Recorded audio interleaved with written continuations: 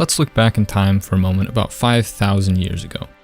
Mammoths are roaming in the north of Siberia, Stonehenge hasn't been built yet, and most of the world is still stuck in the Stone Age. In Egypt, a man has just been buried in a tomb at the ancient cemetery of Jerza. He was buried with many treasures he owned in life, a common practice, nothing out of the ordinary here.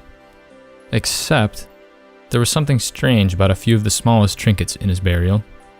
Some of the jewelry this man owned were found to be made of iron. Why is that strange, you might ask? Iron is everywhere. And you'd be right, it's the fourth most common element on the Earth's surface. It really is everywhere. Anytime you see rocks with a reddish-brown hue, they likely contain iron. But that iron is red because it has turned to rust.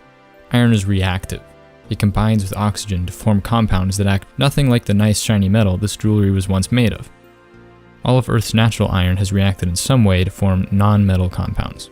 To get the metal, you need to extract it. And this isn't easy without modern technology.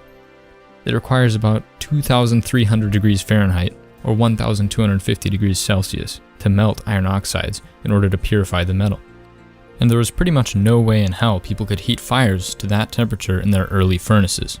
At this time, people were just starting to work with bronze due to the much lower temperatures required to make it, and it would be thousands of years before we could make our own iron. Remember, globally we were still pretty much in the Stone Age at this point.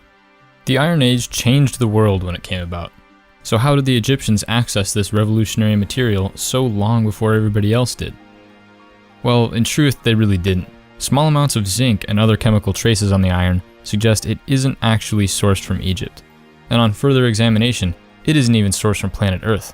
The metal came from outer space, pretty much confirming all of our suspicions. Nah, actually the metal came from meteors. That's right. Some meteors contain what's called meteoric iron. It has a distinct look and a distinct chemical makeup that matches the iron beads and jewelry found in the tomb. This explains how they got metal iron, because iron meteors would have held the only iron on Earth that was fresh enough to not have rusted away completely. It was the only source of metal that didn't have to be purified.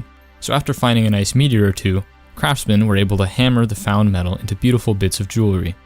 It must have been seen as quite a precious metal, as the pieces were surrounded by gold and would have been quite rare. This practice of shaping metal meteors wasn't unique to Egypt either. In fact, it was used as far north as the Arctic Circle by Inuit people to make metal arrow tips and tool pieces. This rare form of iron was precious thousands of years ago. But why does this matter to us? It did at least one good thing besides making cool beads. It gave craftsmen experience with this new and foreign material. Through the Bronze Age, they experimented with how to work with and purify metals in new ways. So shaping meteors may have laid the groundwork for Bronze Age people to discover how to purify and how to shape iron, eventually leading us to the Iron Age, and so eventually bringing us the iron alloy that is one of our most commonly used and important materials today, steel. We now use steel for everything from cars and robots to modern construction. So remember, even though it's easy to see meteors as a problem for smashing into Earth, causing fires, even the occasional mass extinction, those meteors may have also indirectly brought you your favorite robots and kitchen knives, and for that, you should be grateful. Thanks for watching.